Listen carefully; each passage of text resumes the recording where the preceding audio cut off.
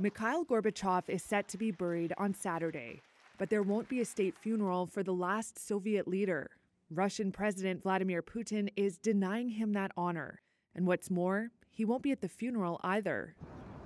It's a decision that reflects the Kremlin's ambivalence about Gorbachev's legacy.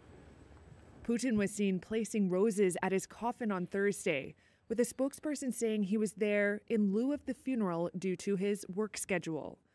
Much like the funerals of Vladimir Lenin, Joseph Stalin, and Leonid Brezhnev, Gorbachev's ceremony will take place in Moscow's Hall of Columns. And it will have elements of a state funeral, like a military guard of honor. But it'll still be a far cry from the treatment Boris Yeltsin received in 2007. He was instrumental in sidelining Gorbachev as the Soviet Union fell apart, and handpicked Putin as his successor. When he died, Putin declared a national day of mourning and attended a grand state funeral in Moscow's Cathedral of Christ the Savior. While Gorbachev has been revered in the West, his legacy in Russia is more complicated. Many blame him for the economic chaos after the fall of the Soviet Union.